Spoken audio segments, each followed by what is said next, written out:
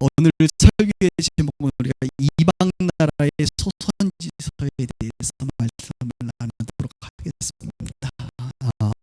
우리가 지난 시간에 이제 북이스라엘의 소선지서에서 호세아와 아모스에 대해서 말씀을 드렸고, 남유다의 소선지서 해가지고 요엘, 미가, 스바냐, 하박국에 대해서 주일날 배웠습니다.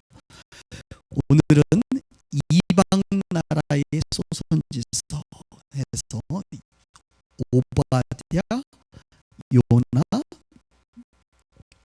나홈에 대해서 말씀을 나누고요.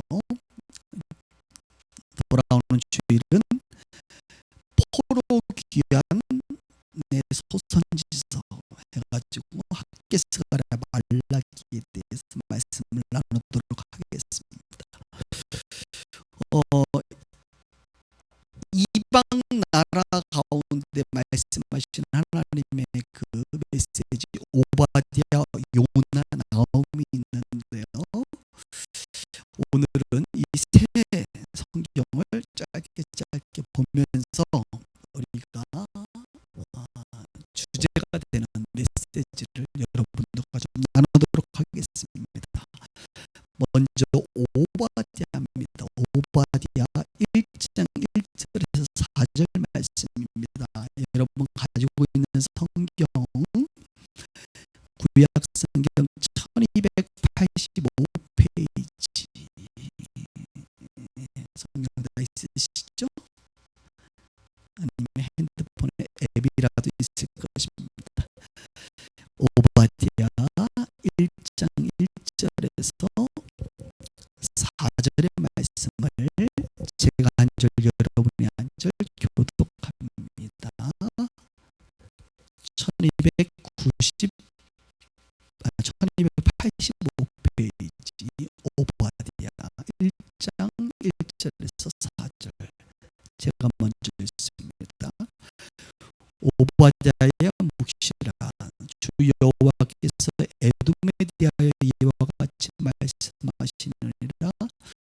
우리가 여호와께로 말미암아 소식을 들었나니 곧 사자가 나라들 가운데서 보내심을 받고 이르기를, 너희는 일어날지어다. 우리가 일어나서 그와 싸우자 하는 것이니라. 보라, 내가 너를 나라들 가운데에 매우 작게 하였으므로 내가 크게 멸시를 받느니라.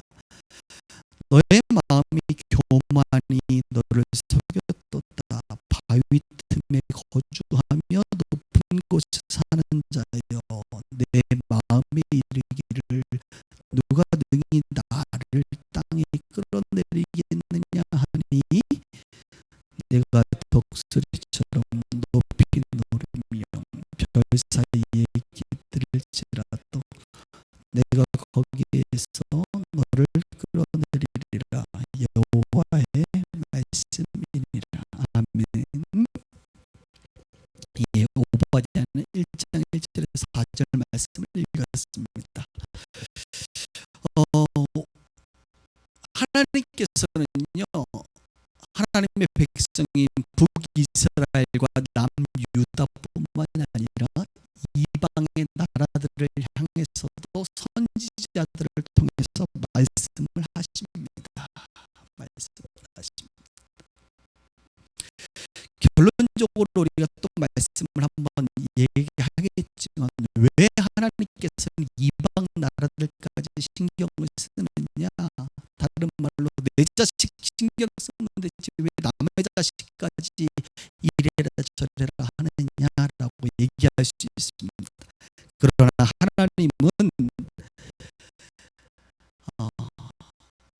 유대인의 하나님일 뿐만 아니라 이스라엘의 하나님일 뿐만 아니라 사실은 하나님은 열방의 하나님이십니다.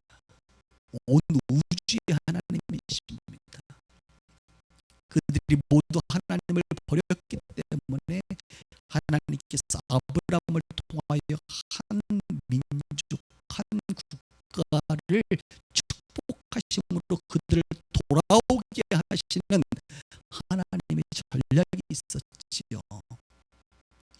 하나님은 원래 열방의 모든 민족이 하나님이셨습니다. 그 모든 민족과 모든 백성은 하나님의 아들이고 딸들입니다. 아버지께로 돌아오기를 원하시는 그 하나님의 마음이 담겨져 있습니다. 특별히 그래서 이방 나라들 가운데 그들을 책망하고 그들을 회개케 하시는 하나님의 역사가 등장되어 있습니다.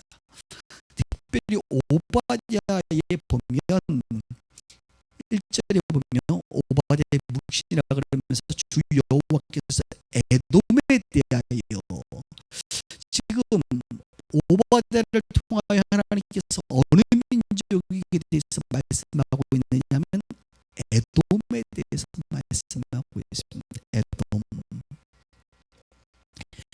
에돔 하면 떠오르는 인물이 있습니다. 누구입니까? 에서입니다. 에서. 에돔은 에서의 나라입니다. 이스라엘은 아브라함이 조상이죠. 그런데 에돔에게는 에서가 조상이라고 말씀드릴 수 있습니다. 에서에 하면 또 떠오르는 인물이 있습니다. 누구죠? 에서의 동생 야곱입니다. 그렇죠? 이삭으로부터 에서와 야곱이 출생되는데 야곱은 곧 이스라엘의 조상이 되는 것이고, 그죠? 에서는 곧 에돔의 조상이 됩니다. 그래서 사실은 에서 이 에돔이라는 민족은 누구의 혈통입니까? 아브라함의 혈통이에요. 사실은 물론 모든 민족이 다 에덴의 혈통이긴 하지만 특별히 하나님께서 선택한 아브라함의 자손으로서의 이 에서의 민족 에돔이 있다 이것입니다. 그래서 사실 이스라엘과 이 에돔의 관계는 어떤 관계입니까? 추적해 보면 형제예요. 사실 형제. 하나님의 눈에는 그들은 형제라고 하는 것이죠. 그런데 시간이 지나면서 그들은 이스라엘을 향하여 형제로 생각하지 않은 것 같습니다. 그래서 에돔은 이스라엘을 향하여 전쟁을 일삼습니다. 마치 다른 이방의 민족들처럼 이스라엘과 함께 전쟁하고 남처럼 행동하게 됩니다. 특별히 여호사밧 왕 때에 전쟁을 행하고 여호람 왕 때에 전쟁을 행하고 심지어는 BC 587년에 망할 때에도 에돔은 전쟁을 수행하는데 참여하게 됐죠. 하나님께서 이런 형제인 이스라엘에게 전쟁을 하고 폭력을 행사하고 포악한 행동을 하는 이 에돔을 책망하고 경고하고 벌하겠다라고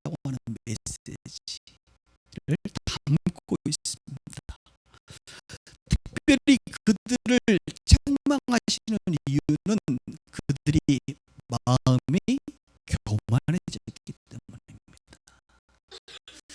하나님께서 가장 싫어하는 게 뭐예요? 교만입니다. 하나님께서 가장 기뻐하는 것은 겸손이고요. 예수님은 마음이 온유하고 겸손하시죠. 마귀는 거짓되고 교만합니다. 그래서 우리가 신앙생활하면서 점점 예수 그리스도의 믿음의 장성한 분량에 이르려면 겸손해야 됩니다. 반대로 신앙생활을 하고 교회는 다니지만 점점 마귀의 미혹을 받아 세속화되면서 우리는 점점 교만해질 수 있습니다. 그래서 우리가 점검하셔야 돼. 자기 자신 점검할 때 무엇을요? 내가 점점 겸손한 자가 되어가고 있는가, 아니면 나는 교만한 자가 되어가고 있는가. 겸손과 교만의 중심에는 하나님이 계십니다. 하나님을 의존하는 것이 겸손이고, 하나님이 없다 하는 것이 교만이에요. 그러니까 여러분들이 하나님을 점점 의존하고 하나님과 동행하며 살아가는 것은 겸손한 자의 삶이에요. 말 몇 마디 이렇게 조금 자기 자랑했다고 교만하고 이런 걸로 따질 게 아니에요. 세상의 사람들이 세상적으로 얼마나 겸손하고 젠틀한 사람들이 많은지 몰라요. 그러나 그들은 지난주 설교에도 바벨론은 그들의 손을, 그들의 힘을 자신들의 힘으로, 신으로 삼았다 그랬잖아요. 그게 바로 하나님 없이 자기의 힘으로 살아가는 것들이 하나님 눈에는 교만한 것입니다. 아비도 알지 못하고 하나님도 알지 못하고 오히려 하나님 믿는 자들을 향하여 어리석게 생각하고 불쌍히 여기는 그들, 하나님은 그들을 교만하다고 생각하십니다. 이 에돔이 그런데 마음이 어떻게 됐다는 거? 교만해졌다는 거예요. 한번 성경을 볼까요? 1장 2절입니다. 1장 1절입니다. 주 여호와께서 에돔에 대하여 이같이 말씀하시는데 뭐라고요? 우리가 여호와께로 말미암아 소식을 들었나니 곧 사자가 나라들 가운데 보내심을 받고 이르되 너희는 일어날지어다. 우리가 일어나서 그와 싸우자. 이스라엘 백성들과 싸우자는 거예요.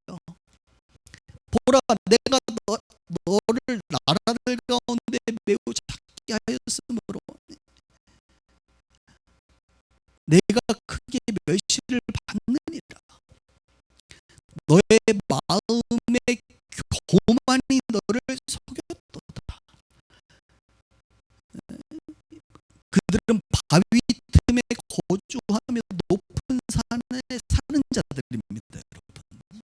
그러니까 얼마나 그 자신만의 왕국을 가지고 있습니까? 그러면서 스스로 내가 마음에 이르기를 보라, 누가 능히 나를 땅에 끌어내리랴. 이런 이제 지리적으로 그런 곳이 있기 때문에 누가 끌어내리냐 이렇게 얘기한다 이거예요. 내가 독수리처럼 높이 오름이 별 사이에 깃들을지라도 내가 거기서 너를 끌어내리리라. 끌어내리라. 별처럼 되어 있고 비둘기처럼 독수리처럼 높이 있는 곳에 너희가 있더라도 하나님이 끌어내리겠다 이거예요. 그런 교만한 마음을 가지고 있는 자들을 끌어내리시는 하나님. 6절에 에서가 어찌 그리 탈되었으며 이렇게 말하면서 10절에 보니까 내가 내 형제 야곱에게 행한 포악으로 말미암아 부끄러움을 당하고 영원히 멸절되리라. 하나님께서 어떻게 해요? 결국 너희의 형제 야곱, 하나님은요 언약을 기억하시고 하나님의 기억력은 아주 뛰어납니다 여러분. 그래서 하나님의 기억에는 여전히 에서가 야곱의 형제인데 너희의 형제 이스라엘을 그렇게 포악하게 행하며 전쟁을 수행하는 것 내가 도저히 못 보겠다. 마음껏 해보세요. 우리 독수리 같고 우리는 저기 별과 같이 저렇게 높은 곳에서 우리는 골짜기 같은 곳에서 우리는 영원히 살 수 있는 민족입니다라고 너희들이 얘기하지만 하나님께서는 끌어내리겠다라고 말씀하고 있는 것이죠.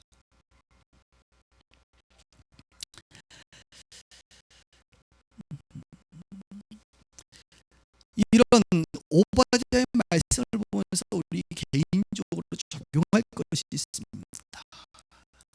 뭐냐면 우리의 마음이, 이 사람들은요 마음이 교만해지면 형제를 무시합니다. 형제를 짓밟습니다.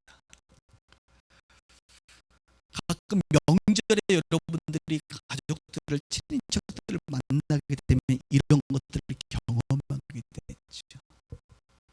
누가 우리를 무시하고 누가 우리를 짓밟습니까? 우리 형제들이.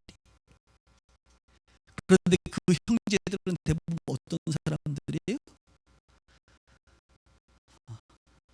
자주 성가한 사람들, 뭔가 우리보다 낫다고 스스로들 생각하는 것.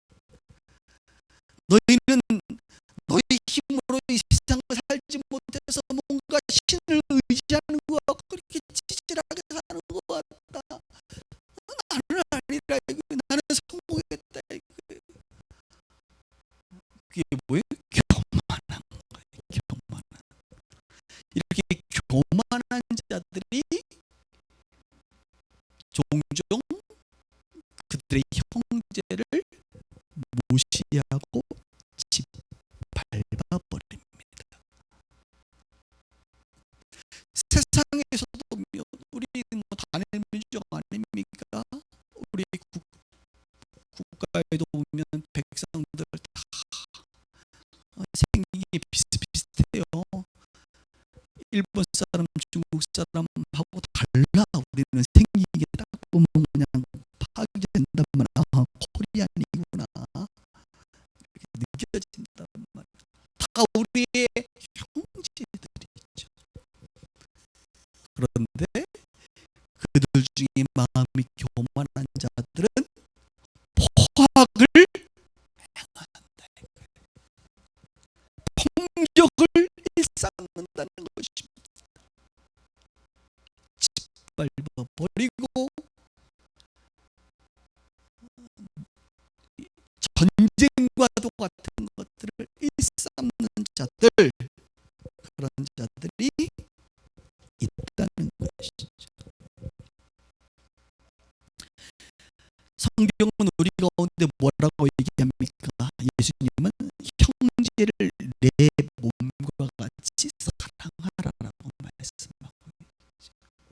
그러니까 우리가 형제를 향해서 하나님의 말씀은 사랑하라라고 말하고 있는데 세상의 사람들은 어떻게 해요? 교만한 자들은 포악을 행한다는 것이.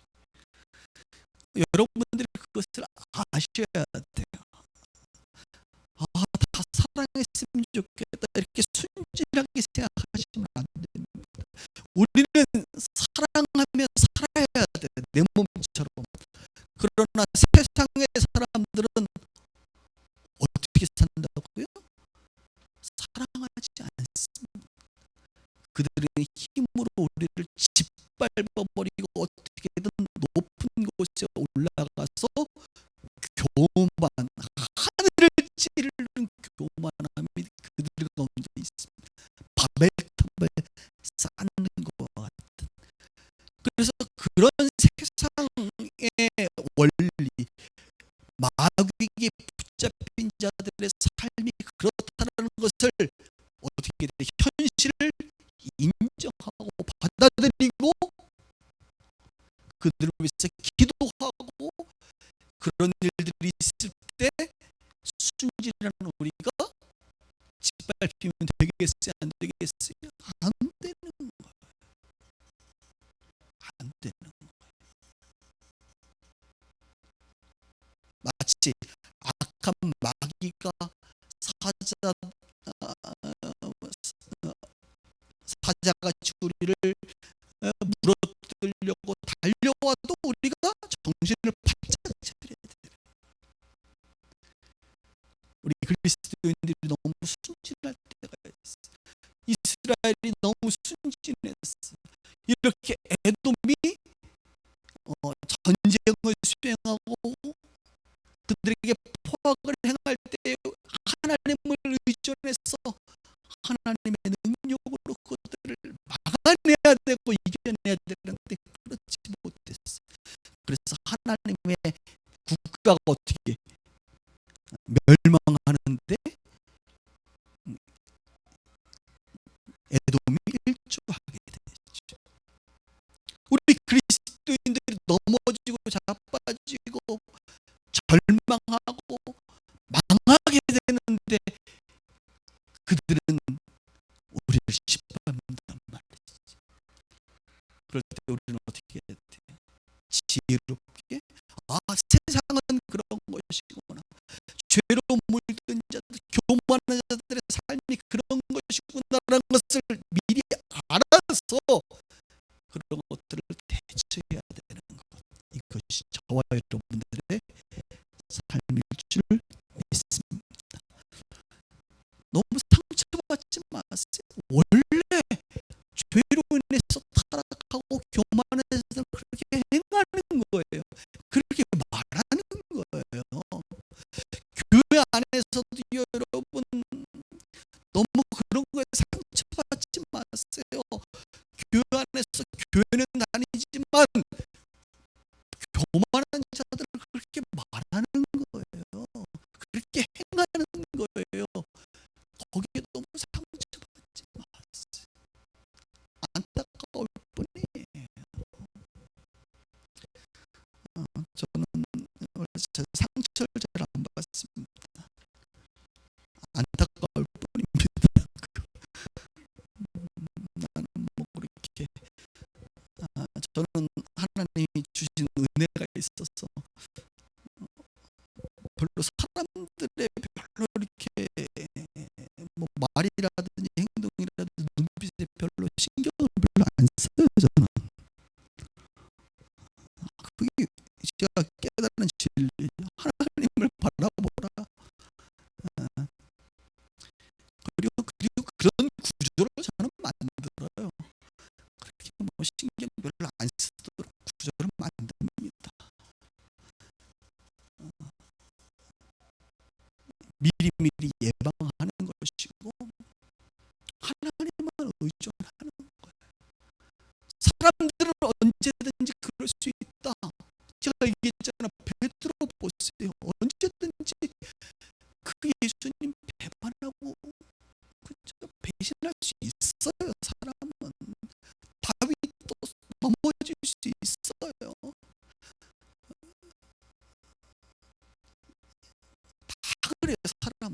그렇기 때문에 사람을 너무 많이 의존하지 말고 누구를요? 하나님을 의존해서 강한 하나님의 믿음의 군사가 될 줄 믿습니다. 아멘.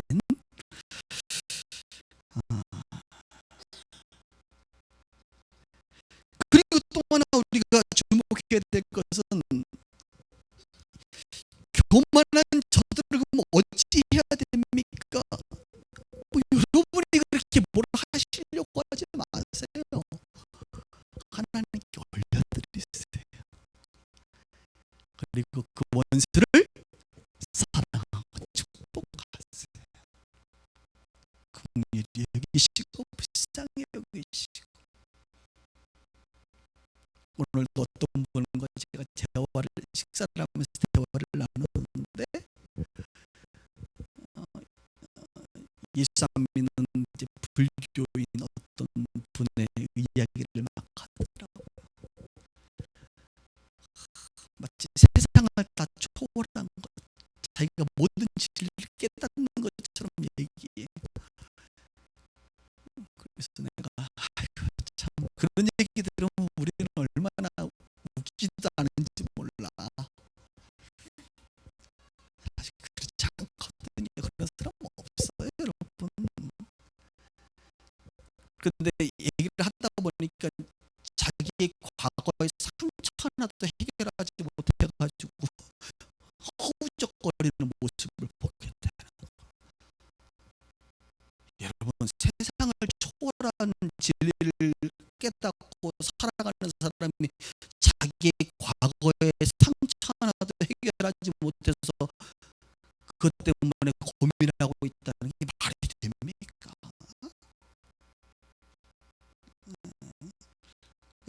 말과 삶이 달라요. 그러니까 삶을 보면 그 사람을 알아요. 그렇죠?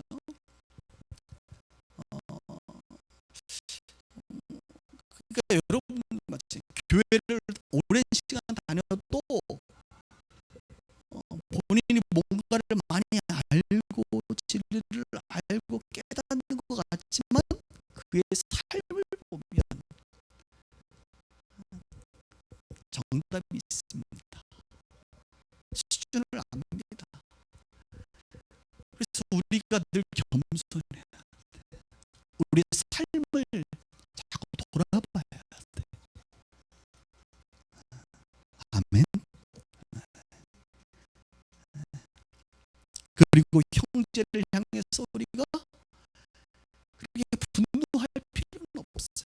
하나님께 올려드리고 기도하고 시간이 지나면 저 사람도 말과 행동이 삶과 믿음이 그리스도 예수를 닮아가겠지. 물론 저 자신을 향해서도 여러분들이 이렇게 보셔야 됩니다. 우리 목사님 모든 것을 초월해서 전혀 그런 거 없어요. 그냥 저도 제 수준에 맞게끔 목회하고 살아가는 거예요. 하나님 바라보며 살아가는 거예요. 그렇게 겸손히 한 걸음 한 걸음 달려가는 것입니다. 그렇게 우리 모두가 오늘 이 오바댜를 향하여 하시는 하나님의 말씀 뭐예요? 마음의 교만함, 이것을 제거하고, 그렇죠? 형제를 향하여 사랑으로 대하며 그런 눈으로 바라볼 수 있는 저와 여러분들 되기를 주님의 이름으로 축원합니다. 두 번째, 이방 나라를 향하여 예언했던 선지자가 이제 요나와 나홈이 또 있는데요. 오바댜는 에돔에 대해서 말했다고 한다면 요나와 나홈은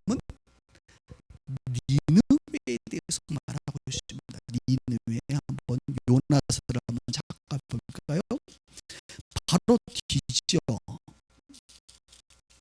오바댜 다음 장을 넘기시면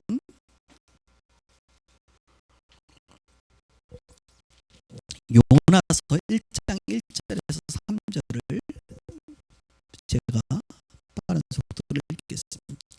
여호와의 말씀이 아미떼의 아들 요나에게 임하니라 하시니를 이르기를 너는 일어나 저 큰 성읍 니느웨로 가서 그것을 향하여 외치라. 그 악독이 내 앞에 상달되었음이니라 하시니라. 그러나 요나가 여호와의 얼굴을 피하려고 일어나 다시스로 도망하려 하여 요바로 내려갔더니 마침 다시스로 가는 배를 만난지라. 여호와의 얼굴을 피하여 그들과 함께 다시스로 가려고 배삭을 주고 배에 올랐더라. 아멘. 자, 요나서하고 나홈에 등장하는 이 심판의 대상, 하나님의 그 선지 메시지를 받는 대상은 바로 니느웨입니다. 니느웨. 니느웨는 어느 나라의 수도였죠? 그 당시 아수르의 수도였습니다. 아수르. 북이스라엘을 멸망시키는 그 아수르 말이지. 그 아수르의 수도인 니느웨를 향하여 하나님께서 요나에게 말씀을 전하라고 말합니다. 그 말씀의 내용은 무엇이겠습니까? 회개하라겠죠. 하나님은 회개하라고 말씀을 전하라고 하는 것입니다. 그러면 여러분, 요나가 선지자인데 주님의 말씀 들었으면 가야 돼요, 안 가야 돼요? 니느웨로 순종하고 가야죠. 그런데 우리가 요나서 너무 잘 알지 않습니까? 반대로 갑니다. 반대로. 또 마침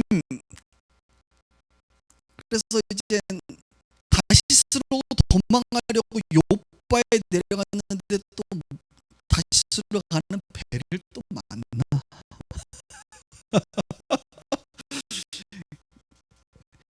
우리가 가끔 착각을 합니다. 잘 됐네. 역시 하나님의 뜻이 아니었어. 이런, 잘못 들었어. 이런. 여러분, 이것이 바로 마귀의 역사예요. 마귀는 우리가 하나님의 뜻이 아닌 다른 것을 생각할 때에 먹잇감을 확실하게 줍니다. 그래서 빠져나오지 못하도록 발을 깊이 담그도록 해요.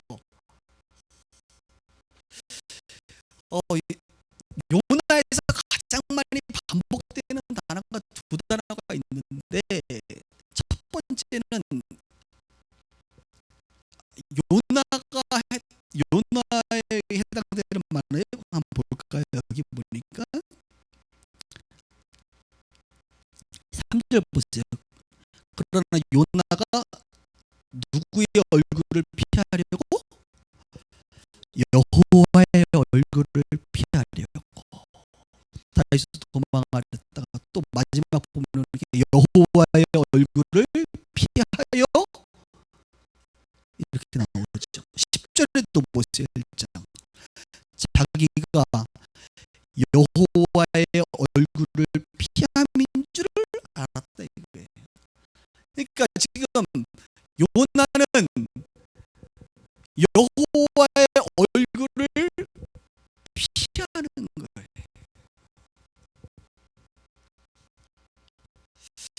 저는 신앙생활하면서 많은 성도들을 보면서 여호와의 얼굴을 피하는 사람들을 많이 보았습니다.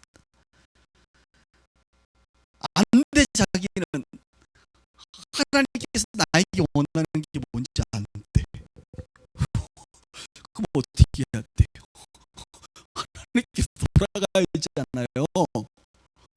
근데 하나님께서 나에게 원하는 걸 뭔지 아는데 나는 교회 안 가겠대.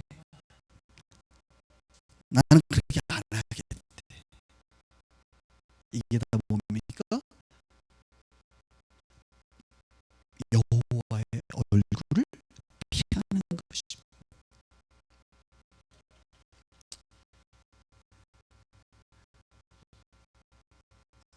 하나님의 사람들은 여호와의 얼굴을 바라봐야 돼. 그런데 요나는 여호와의 얼굴을 피해버려.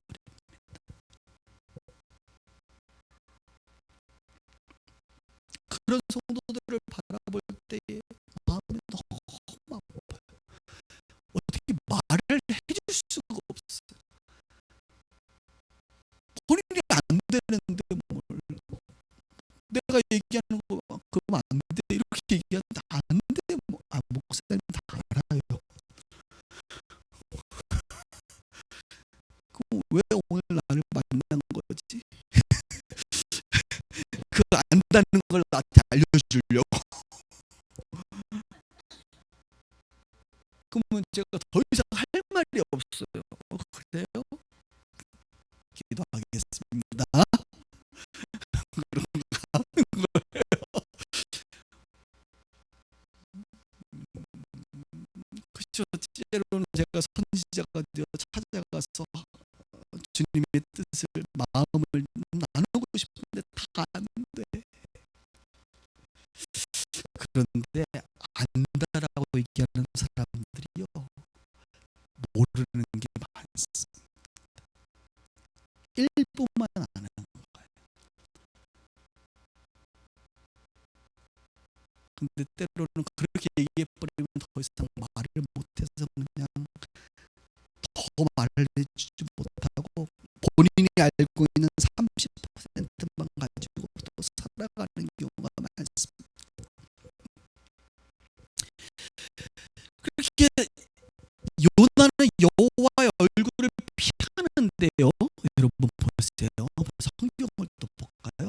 하나님은 어떻게 하시냐? 하나님은 그럼에도 불구하고 4절 보세요. 여호와께서 큰 바람을 일으키십니다. 누가요? 여호와께서. 또 보세요. 17절도 보세요. 여호와께서 이미 큰 물고기를 예비하십니다. 누가요? 여호와께서. 2장 10절도 보세요. 여호와께서 그 물고기에게 말씀하심에 요나가 육지에 토해요. 누가 물고기에게 말을 합니까? 여호와께서. 그리고 물고기가 여호와의 말씀을 또 들어. 아니 물고기도 여호와의 말을 듣는데 요나는 좀 너무했어요. 그렇죠? 3장 10절도 보세요. 하나님이 그 행한 하나님께서 마지막에 재앙을 내리지 아니하시라. 여호와께서 하신 거다.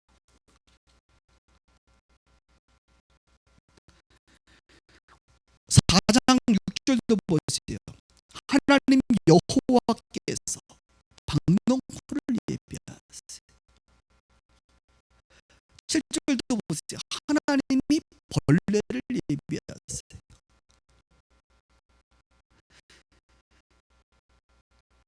자, 저를 보세요.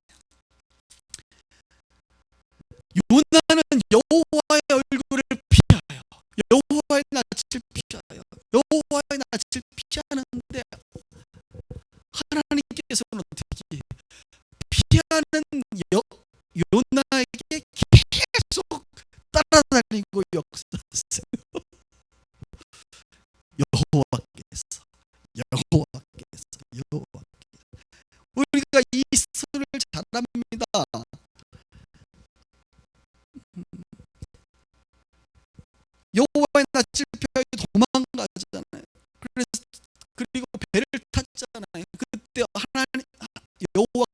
왜 큰 바람을 보냈어요.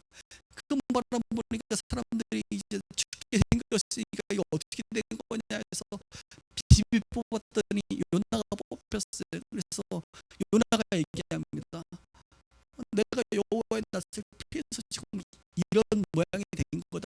나를 좀 바다에 빠뜨려 그냥 죽게 하면 될 것 같다. 그래서 내가 보냈더니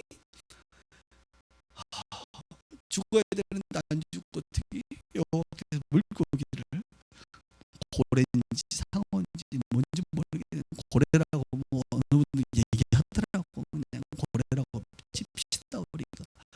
하여튼 알지 못해 큰 물고기라고 성경은 말합니다. 물고기가 입을 벌려서 물고기 뱃속에서 있잖아. 그때 이제 사람 역시 또 두려움이 있다 보니까 그때는 또 열심히 회개하고 또 주님 똑바로 할게 이렇게 나와요. 그래서 또 뱉어요. 그랬더니 4일, 3일 길을 가야 되는데 어떻게 됩니까? 4일 동안 해야 될 길을 하루 만에 지나가면서 뭐라, 니네가 무너지요, 니네가 무너져, 니네가 무너져. 크게 좀 하지. 아무보다 잘 안 들리게. 니네가 무너질걸? 니네가 무너져. 성의 있게 선포하지 않아. 대충 하루 만에 지나가면서 후딱딱 하나님 했어요. 네, 여러분 저는 누나를 별로 안 좋아합니다. 태도가 마음에 안 들어. 제가 지난번에 다윗도 얘기했죠. 하박국도 얘기했죠. 전 태도가 마음에 안 들어. 그런데 저 같으면 감당하지 못할 건데 그렇게 태도가 안 좋으면 하나님은요 그런 요나를 그래도 쓰십니다. 참, 이게 하나님의 은혜예요.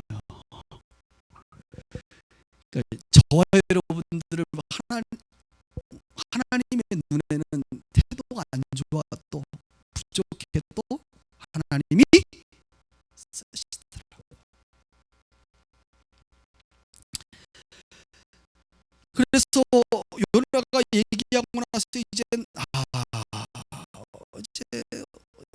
매우 싫어한다고 성경 말합니다. 자기가.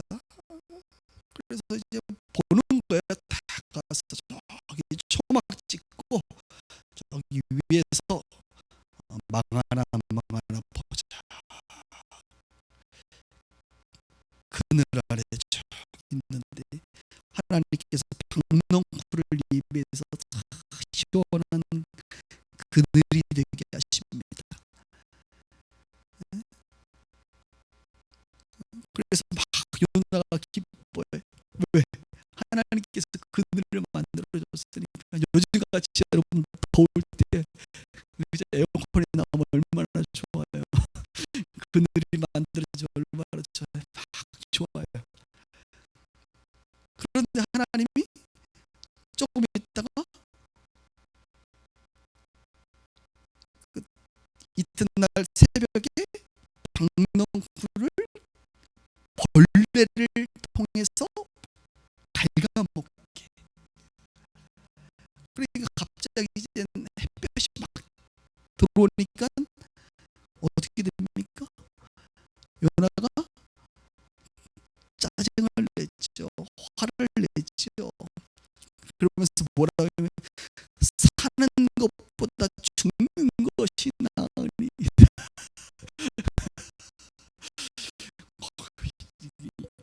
요나는 이렇게 살고 죽는 때와 시를 잘 모르는 것 같아. 그렇게 막 원망을 하는 거, 불평을 하는 거야. 그러면서 하나님이 하시는 말씀 요나서 4장 보세요. 4장 9절에 보세요. 9장 9절 10절 11절이 이제 핵심인데, 하나님이 요나에게 이르시되 내가 이 박농쿨로 말미암아 성내는 화내는 것이 옳으냐 하시니, 그가 대답하되 내가 성내어 죽기까지 할지라도 없습니다. 아이고야, 대단한 놈이요. 놈이라고 내가 얘기하고 싶어요. 대단한 놈이. 하여튼 야, 이렇게 빡빡대들어.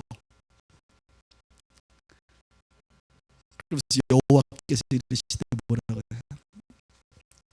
내가 수고도 아니하고 재배도 하지 아니하고 하룻밤을 놨다가 하룻밤에 말라버린 이 박너굴도 그렇게 소중히 아꼈거든. 하물며 이 큰 성읍 니느웨에는 좌우를 분별하지 못하는 자가 12만 명이나 이고 가축도 많이 나니 내가 어찌 아끼지 아니하겠느냐. 요나야, 너 박너굴 그렇게 소중하지? 내 눈에는 이 박너굴보다 저 불쌍한 저 내 백성들 12만 명이 더 안타깝고 저들을 아낀다. 나는 너는 왜 나를 모르니? 저들을 아끼는 내 마음을 왜 도대체 몰라주니? 라고 말씀하시면서 끝납니다. 요나가 그 다음 절에 뭐라고 얘기했을 것 같아요?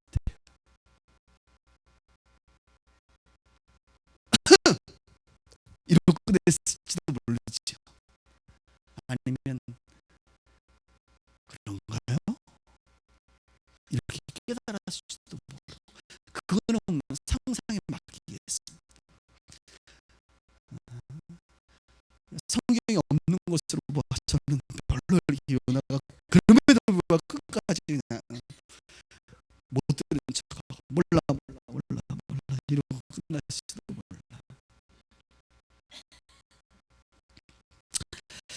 자, 여러분, 요나서를 통해서 또 무엇을 우리가 깨닫습니까? 하나님의 섬.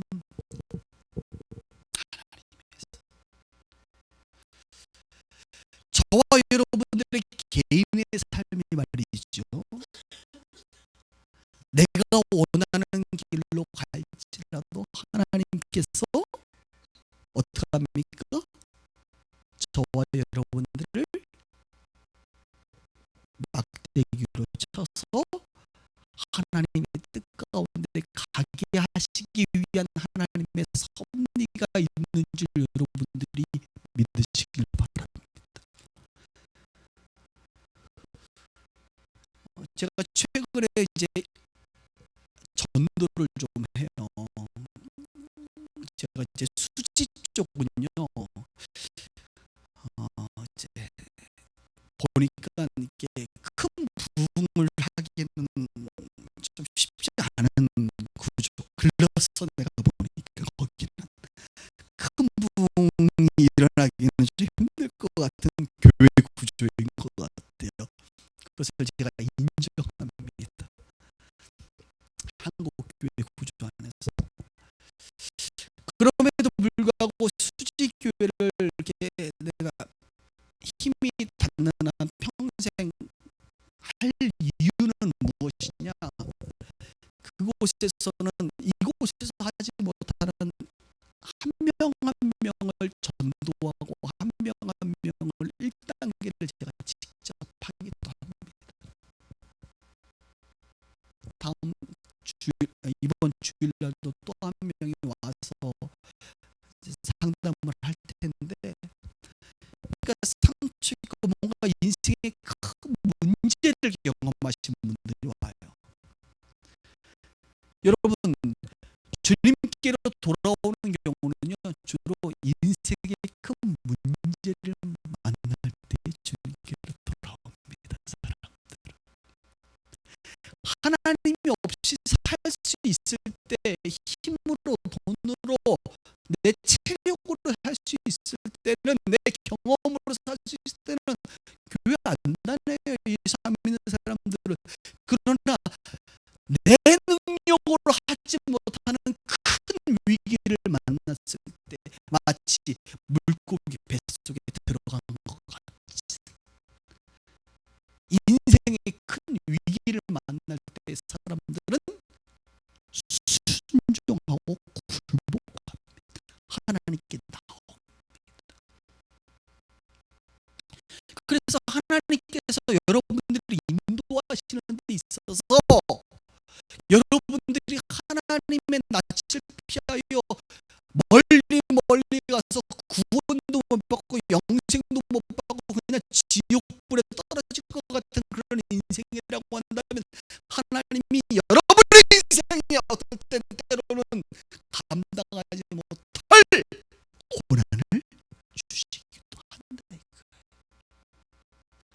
그런 고난이 하나님이 주시지 않아도 인생에는요, 고난이 너무나도 많습니다. 마귀와 이 죄의 시스템은 우리에게 고난과 아픔을 준단 말이죠. 그런 고난과 아픔이 될 때에 하나님은 기가 막히게 하나님의 사람들을 통하여 그 사람들을 주님께로 이끌어낸다. 여러분, 놀라운 것은 그런 인생의 위기가 그들에게 있는 고난이 그래서 그게 축복이 될 수 있어요. 왜요? 그냥 편하게 샀으면 지옥 갈 인생이 그 고난 때문에, 그 인생의 절망과 아픔 때문에 누구에게로? 하나님께로 돌아와 영생을 받기 때문에 그렇습니다. 구원을 받기 때문에 그렇습니다. 그래서요, 제가 이렇게 만나는 분들 중에 예수 믿고 이제 교회 등록하거나 세례 받는 사람들 보면 축복이라고 얘기해요. 당신 그런 이혼의 위기, 자살의 위기, 그런 직장의 어떤 자신의 무능함의 위기, 아니면 모욕적인 그런 멘붕이 올 만한 그 사건을 만나지 않았다면 당신이 주님께로 돌아올 기회가 있는다는 보장이 어딨냐 이거예요. 그런데 지금 그 위기 때문에 당신이 지금 뭐하고 있어요? 하나님을 예배하는 나는 주님 예배자입니다라는 찬양을 하고 있지 않느냐. 나중에 보면, 근데 이 얘기는 반드시 고난이 지나가고 나서 해야 깨닫습니다. 고난 중에 얘기하면 상처받아요. 여전히.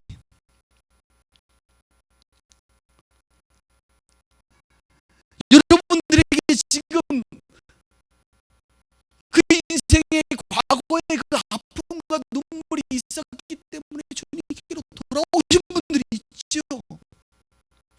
축복합니다. 그분들 그거 없었으면 지옥 갔을지도 몰라요. 그것이 있었으니까 지금 이 자리에 있는 거란 말이죠. 이것이 하나님의 섭리, 요나에게 하나님의 섭리 역사하셔서 그가 죽지 않고 사는 거예요. 그리고 자신의 인생의 소명을 이룬 것입니다. 그 이후에 어떤 소명이 있는지 우리는 알 수 못해요. 그러나 적어도 12만 명 니느웨 사람들을 회개하는 일에 1주 동안 하나님의 사람으로 쓰임받게 되는 것이죠.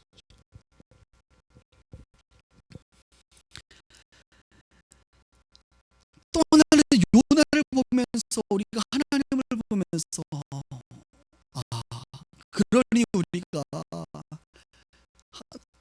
뭐 이제 좀 다른 종교의 표현대로 하나님 손바닥에 우리가 있으니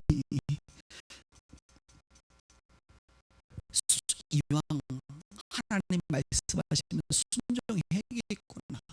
괜히 순종 안 하고 딴 길로 여호와의 낯을 피하여 가봐야 내 인생이 뺑뺑 돌다가 그냥 수고하고 고생만 하겠구나 라는 것을 빨리 깨달으셔서 정도를 걷기를 주님의 이름으로 축복합니다. 저의 소망은 거예요. 오직 성령의 인도함을 받고 오직 하나님의 말씀에 그냥 순종하며 간다. 이것을 방해하는 그 어떤 시스템과 세력은 나는 다 거절한다. 이게 제 목회 철학이 아주 중요한 부분입니다. 우리 교회가 교단에 들어가지 않고 독립교회로 있는 이유도 바로 이런 것 때문에 오직 성령의 인도함과 하나님의 말씀 앞에 우리가 순종하는 그것들을 하지 못하도록 하는 이 시스템을 나는 원하지 않는다. 그럴 바에는 나는 다시 이런 목회를 하지 않는다. 왜요? 한 번 사는 인생 온전히 주님께 순종하고 싶고 한 번 사는 인생 온전히 말씀과 성령의 인도함을 받고 싶은 게 제 소망이기 때문에 그렇습니다. 이런 부분을 여러분들 좀 이해해 주시기를 앞으로도 계속 부탁을 드립니다. 계속해서 우리가 요나서 이후에 여러분 이제 다음을 넘기시면 미가서가 있고요. 그 미가서를 지나서 보면 1300페이지 보시면 나움이 나옵니다. 나움. 자, 이제 나움은 좀 짧게 하도록 하겠습니다. 나움 1장 1절에서 3절을 제가 읽겠습니다. 나움 1장 1절에서 3절. 니느웨에 대한 경고 곧 엘고스 사람 나움의 묵시그리라. 여호와는 질투하시며 보복하시는 하나님의 신이라. 하나님이시니라. 여호와는 보복하시며 진노하시되 자기를 거스르는 자에게 여호와는 보복하시며 자기를 대적하는 자에게 진노를 품으시며 여호와는 노하기를 더디하시며 권능이 크시며 벌받을 자를 결코 내버려 두지 아니하시니라. 여호와의 길은 회오리 바람과 광풍이 있고 구름은 그 발에 티끌이로다. 이렇게 말씀하고 있습니다. 아멘. 자, 역시 일절에 보니까 누구예요? 니느웨에 대한 말이죠. 그런데 그 요나는 뭐고 나움은 뭐냐? 요나서는요 BC 700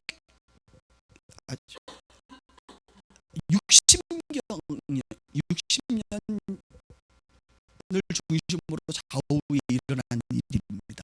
그런데 나움은 BC 660년. 그러니까 요나 때에 하나님께서 니느웨에게 선포하고 나서 무려 100년이 조금 넘은 시간, 100년 정도가 지나서 나움을 통하여 또 한 번 니느웨에게 말씀하시는 거예요. 어떻게 했을까요? 그때는 회개하고 돌이켰어요. 왕부터 시작해서 모든 가축까지 금식하며 지금 회개해가지고 하나님께로 돌아왔는데 100년의 시간이 지나니까 왕들도 바뀌고 백성들도 다 죽고 또 새로운 세대가 일어나면서 역시 하나님 보시기에 악한 일들을 한 것이죠. 그래서 나훔 선지자를 통하여 니느웨에게 또 한 번의 메시지를, 두 번째 메시지를 전하게 되는 것입니다. 그리고 결국 하나님 말씀대로 BC 612년에 아수르는 바벨론에 의해서 멸망하게 되는 그런 일들을 경험하지.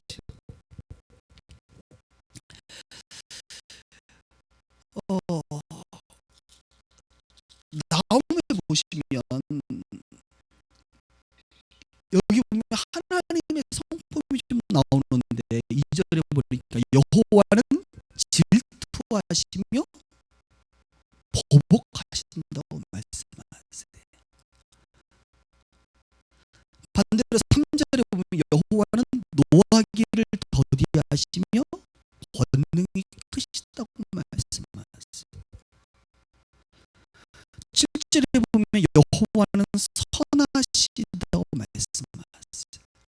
환난 날에 산성이라고 말씀하세요.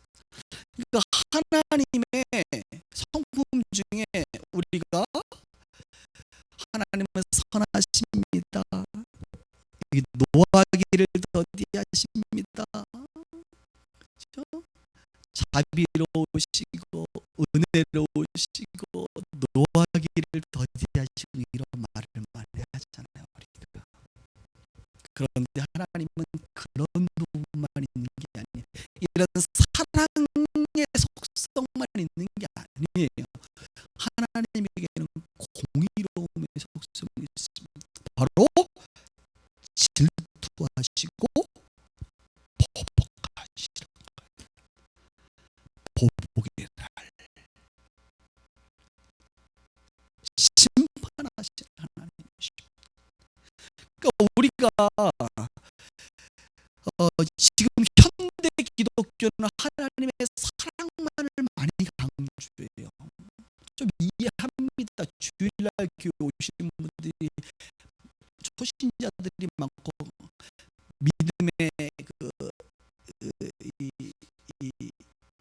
레벨이 천차만별이기 때문에 은혜의 하나님, 사랑의 하나님을 전하는 것을 저는 괜찮게 생각합니다. 그럼에도 불구하고 우리는 금요일이라든지 수요일이라든지 다른 시간들을 통하여 하나님의 다른 공의로움에 대해서 선포하셔야 돼. 왜? 성경 그것을 말하고 있기 때문에. 우리가 하나님을 알려고 하는데 하나님의 모습 중에 반만 알아서 안 되는 거예요. 여러분께서 장 목사님을 아는데 장 목사님의 이게 좋은 점만 알면 되겠습니까? 또 부족한 부분도 좀 알아야지, 그치? 그래, 기도도 좀 해주시고 저를 위해서 우리가 종합적으로 서로 알아가는 거 아닙니까? 저의 뭐 이렇게 사랑스러운 모습만 알면 되겠어요? 우리 목사 얼마나 무서운데. 청년아, 무섭잖아 목사님. 안 무서워? 우스워?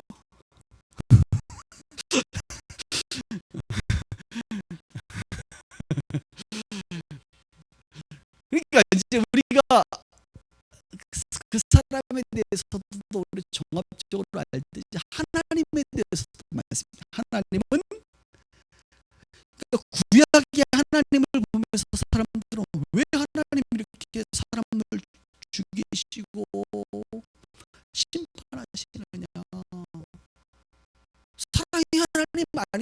아니라라고 말하는 초신자님들, 넌 크리스찬들이 많이 있어요. 하나님 사랑이 하나님 있어요. 성경을 읽을 때도 그래서 요한복음이나 사복음서 위주로 먼저 읽게 합니다. 그러나 하나님은 사랑의 하나님이시면서 동시에 사랑의 하나님은 반드시 공의로우시기 때문에 심판하신대, 보복하신대. 여러분, 대한민국 이 법원, 이 법이 그렇죠? 공의롭잖아요. 근데 사랑이 없습니까? 아니에요. 사랑과 공의는 반대적이지 않아요. 다른 것이, 잘못된 죄인을 벌하는 것은 그것은 매우 옳은 것입니다. 어떤 사람에게는 그것은 공의면서 동시에 사랑으로 느껴질 수 있습니다. 당사자에게는 그것이 공의일지 모르지만 사랑이 아닐 수도 있죠. 그러니까 이것을 반대적으로 보시면 안 돼요. 공의와 사랑을 반대가 아닙니다. 공의는 공의고 사랑은 사랑입니다. 우리가 자녀들을 향하여 때로는 혼을 낼 때, 공의로움을 행할 때 이것이 사랑이 아닌 것이 아니에요. 공의는 공의인 거예요. 사랑은 사랑인 거예요. 많은 경우 우리가 사랑과 공의를 반대적인 부분으로 해석하는 경우가 있는데 그렇지 않습니다. 오히려 공의는 사랑에 좀 더 가깝습니다. 그런 성품입니다. 3장 1절에도 보니까 하나님께서 이 니느웨를 향하여 화 있을진저 피의 성이요. 그러니까 이 성을 향하여 피를 얘기하면서 굉장히 포악한 어떤 전쟁에 대해서 말하고 있죠. 한번 볼까요? 그 안에는 거짓이 가득하고 포악이 가득하며 탈취가 떠나지 않는다라고 말씀하고 있습니다. 휙휙 하는 채찍 소리가 나고 소리를 얘기했어요. 휙휙 하는 채찍 소리, 윙윙 하는 병거바퀴 소리, 뛰는 말, 달리는 병거, 충돌하는 기분, 이게 전부 다 전쟁과 연관된 그런 지금으로 얘기하면 총소리, 지금으로 얘기하면 탱크 지나가는 소리, 포 발사하는 소리, 뭐 이런 것들이죠. 그래서 4절 보세요. 이런 마술에 능숙한 미모의 음녀가 많은 음행을 합니다. 마술에 능숙한 미모의 음녀가 뭐예요? 바로 이방 신전에서 일하는 사람들과 같은 그런 음녀들이 마술을 통해서 사람들을 미혹하죠. 많은 음행을 합니다. 그가 그의 음행으로 여러 나라를 미혹하고 그의 마술로 여러 족속을 미혹합니다. 여러분, 미혹에 있어서 중요한 게 뭐예요? 음행과 마술. 그러니까 다른 말로 비진리, 어떤 이상한 영적 어떤 샤머니즘적인 것과 연맹, 이런 것들이 미혹이 된다 이것입니다.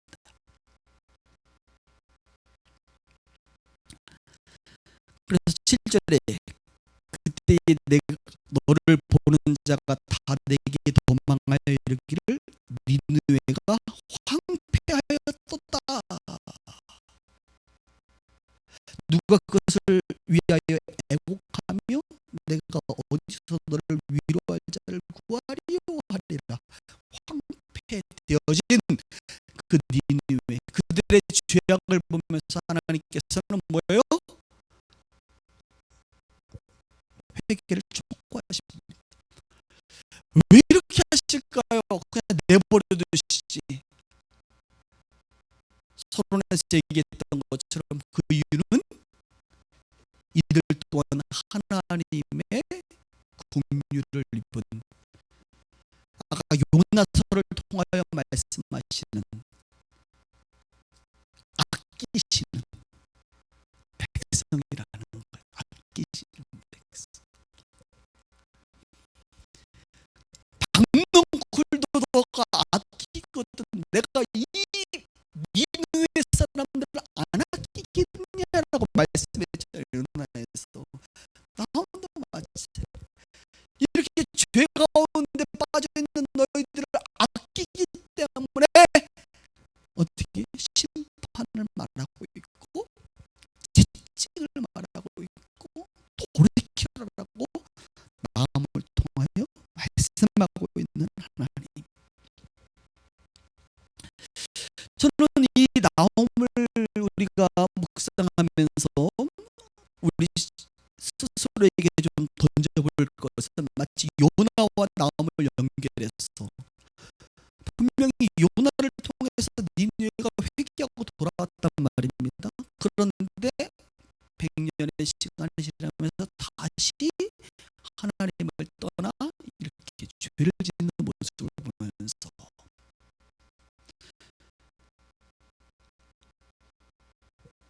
지난 주일날도 제가 회개에 대해서 말씀했죠.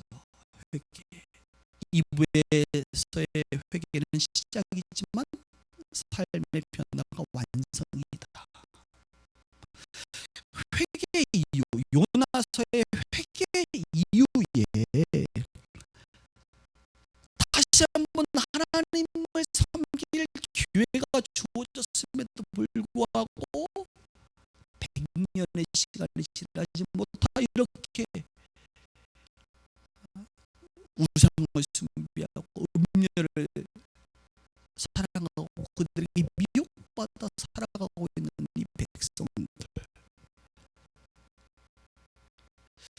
저와 여러분들 마찬가지. 하나님께서 회개의 기회를 주고 십자가의 예수를 통하여 우리를 구원하시고 끊임없이 사랑과 인자로 노하기를 더디하셔서 저와 여러분들이 이곳까지 와 있는데, 그렇죠? 경건한 삶을, 그리스도인다운 삶을 살아가야 되지 않겠습니까? 나무새 등장한 니느웨처럼 또다시 우리가 죄를 반복하여 도대체 언제까지 하나님을 질투하게 하고, 그렇죠? 시험하고 결국 하나님으로부터 보복당하는 그런 안타까운 일이 있어서는 안 되는 것이죠. 이런 일들을 우리가 오늘 이 이방 나라의 소선지를 통해서 보게 됩니다. 말씀을 정리할게요. 오늘 말씀을 들으면서 서론에서 얘기했던 이 내용을 한번 기억해야 됩니다. 하나님께서 이 이방 나라 가운데 말씀하시는 이유는 바로 이 이방 나라 또한 하나님께서 안타깝게 여기시는, 귀하게 여기시는 하나님의 백성인 것을 성경은 말하고 있어요. 이방인을 향한 하나님의 사랑, 다른 말로 열방을 향한 하나님의 사랑, 하나님의 구원의 마음.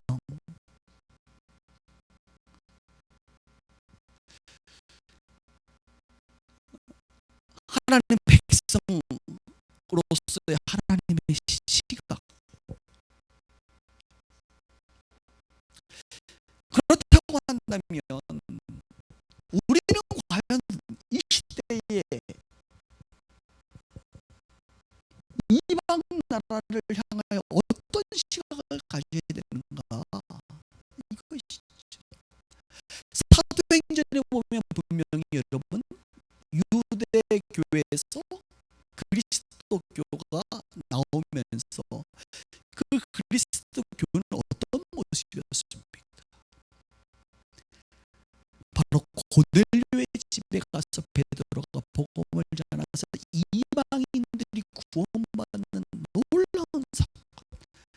복음이 예루살렘에서 떠나 사마리아와, 그렇죠? 유다와 사마리아와 땅끝까지 이르는 그 하나님의 구원 계획. 구약의 이스라엘 국가를 통하여 완성하지 못했으나 예수 그리스도를 통하여 새로운 영적 아브라함의 자손이여 새로운 영적 이스라엘을 통하여 바로 저와 여러분, 그렇죠? 구원받은 하나님의 백성 교회, 그것이 바로 교회이죠. 교회를 통하여 하나님이 그토록 이루고자 하는 열방에 흩어져 있는 아직도 하나님을 알지 못하는 그 하나님이 아끼시는 그 영혼들을 주님께로 돌아오게 하는 일에 베드로를 쓰시고 요나를 쓰시고 오바댜를 쓰시고 나홈을 쓰신 것처럼 이 시대에 저와 여러분들을 쓰시고 우리 빛과 소금의 교회를 쓰시고자 하는 그 하나님의 마음을 우리가 알아야 될 줄 믿습니다. 그래서 우리 교회는요, 또 다른 이름으로 요나교회예요. 요나교회. 뭐 우리가 그렇게 좋아하는 인물은 아니지만 요나교회라, 나홈교회라, 오바댜 교회라 이거예요. 왜요? 주님을 알지 못하는 이방인 사람들에게 하나님을 전해야 된다 이거예요. 회개하고 돌아와라. 주 예수를 믿으라. 그리하면 너와 내 집이 구원을 얻는다라고 하는 이 복음의 메시지를 전해야 될 요나와 같은 선지자요, 오바댜 같은 선지자요, 나홈 같은 선지자라 이거예요. 동의하십니까?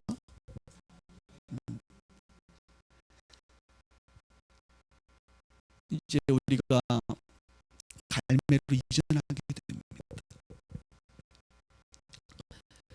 저는 갈매로 이전하는 하나님의 그 뜻을 저는 이렇게 가장 크게 받습니다. 하나님께서 이 교회에게 더 많이 부어주시고자 하는 은혜를. 왜 부어주실까요? 먼저 그의 나라와 의를 구하도록. 열방에 하나님을 알지 못하는 자들을 주님께로 인도하는 그 일에 너희의 교회가 더 수고했으면 좋겠다.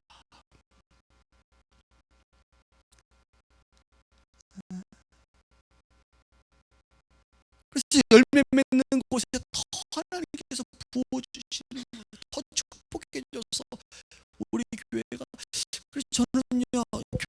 의존하면요, 가끔 제가 믿음 없을 때는 조금 흔들리기도 하는데, 전반적으로 제가 느끼는 것은 하나님께서 우리 교회를 많이 부흥시켜 주실 것 같아요. 여러분들 어떻게 생각하는지 모르지만 저는 그럴 것 같아요. 그렇지 않으면 하나님께서 그곳에 별로 갈 이유가 없으실까. 여기 우리는 너무 좋으니까, 너무 좋아요. 저는 이곳이,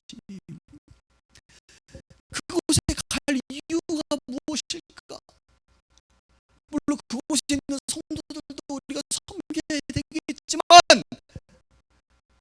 더 큰 것은 하나님이 그 교회를 통하여 열방을 향하여 더 큰 이방인들이 주님께로 돌아오고, 주님을 알지 못하는 미전도 종족의 사람들이, 수많은 흩어진 하나님이 아끼시는 그 영혼들을 주님께로 추수하는 일에 너희들의 기도와 너희들의 물질과 너희들의 수고와 땀이 더 갔으면 좋겠다라고 하는 하나님의 뜻이지 않을까.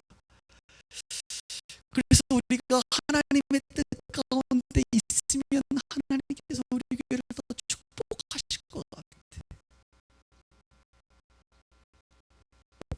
저는 그렇게 믿습니다. 일단 선포해놓고 안 되면 어쩔 수 없는데, 또 버리라, 버리라, 주님께서 하실 것을 함께 보면서, 그때 목사님이 그렇게 말씀하셨구나, 이렇게 한번 우리가 응답받는 시간을 가졌으면 좋겠어요. 조금 더 개인적으로 말씀드리면, 하나님께서 여러분들을 축복하시길 원하실까요? 원하지 않을까요? 원하세요. 형통하기를 원하세요. 왜요? 조금 더 잘 먹고 잘 살라고요? 물론 그것도 있어요. 그러나 더 큰 일은 무엇입니까? 여러분들을 통하여 하나님의 나라가 확장되기를 원하시는 그 하나님의 마음이 있다, 이것입니다. 그렇죠? 그래서 하나님께서 여러분들에게 건강도 주시고, 주님을 향한 마음도 주시고, 사랑도 주시고, 물질도 주시고, 다 주시려고 해요. 하나님의 마음이 제 마음 같은 것 같고, 여러분의 부모가 마치 자식을 키우는 마음하고 비슷할 것 같아요. 여러분이 자녀들에게 왜 좋은 교육 시킵니까? 너 잘 먹고 잘 살아라, 거기에서 끝나는 게 아니잖아요. 우리가 얘를 통하여, 이 아이를 통하여 뭔가 이 민족에게 앞으로 통일이 될 텐데, 반드시 될 텐데, 통일 세대에 하나님께서 쓰실 때에 이 아이를 좀 쓰셔서 하나님의 나라와, 그렇죠, 이 민족의 발전을 위하여, 부흥을 위하여 쓰임받기를 원하는 더 큰 뜻이 있어서 우리가 그토록 아이를 위해서 투자하는 것 아닌가요? 저는 그런데, 뭐 이 땅에서만 살려면 뭐 그렇게 영화할 필요가 있어요? 저도 영어 잘 못하지만 뭐 영어 못한다고 사는데 지장은 없는데 별로. 근데 뭔가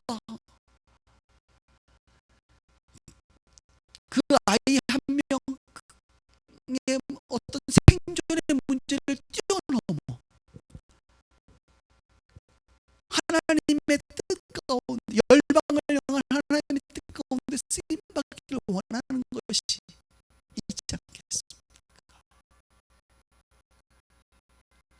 너무 큰 얘기를 하고 있나요 제가? 아닙니다. 우리 비수교회는 지역적이면서 세계적인 교회가 아니겠습니까? 로컬이면서 글로벌 교회 아니에요. 그래서 이것을 합쳐서 요즘에 신종어가 나왔습니다. 글로컬이라고. 들어보셨나요? 따라해봅시다. 글로컬 처치. 어렵나요? 글로벌과 로컬을 합성한 글로컬 처치. 저희 비스교회는 글로컬 처치입니다. 지역적이면서 세계적이고 세계적이면서 지역적인. 예루살렘과 온유대와 사마리아 땅끝은요, 물론 점진적이기도 하지만 지금 이 시대는 이미 땅끝이 와 있기 때문에 동시적인 거예요. 성도들도 섬겨야 되고 지역도 섬겨야 되고 열방도 섬겨야 돼. 북한도 섬겨야 돼. 아니 그냥 우리 성도 섬기고 나면 그 다음에 아니 성도들을 섬기면 끝이 없다니까요. 그죠? 어느까지 하겠어요? 계속 섬겨야 되는 거예요. 평생 섬기고 지역도 평생 섬기고 열방도 평생 섬기고 북한도 평생 언제? 동시적으로 목회자가 이 눈이 있어요. 좀 우리 교회가 좀 나아지면 그런 거 없어요. 성격은 동시적이에요. 우리 형편이 좀 나아지면 그런 거 없다니까요. 우리 사업하시는 분 잘 들으세요. 몇 명 없지만 목사님 제가 좀 형편이 나아지면 그때 좀 할게요. 그런 날은 없습니다. 있어도 그렇게 되면 그때는 안 할 수 있어요. 그냥 지금 하는 거예요. 원래 지금 내 형편 안에서 가정도 교회도 열방을 위해서 살아가고 또 그때 하나님께서 축복해 주시면 또 그때 또 가정을 위해서 교회를 위해서 열방을 위해서 살아가고 그렇게 우리는 동시적으로 살아가는 거예요. 제 말이 이해가 되십니까? 오늘 이방인을 향한 하나님의 그 마음, 그들을 아끼시는 하나님. 오늘 저기 제목은 굳이 말하라고 한다면 소제목은 이방인을 아끼시는 하나님의 마음. 그 하나님의 마음을 오늘 저와 여러분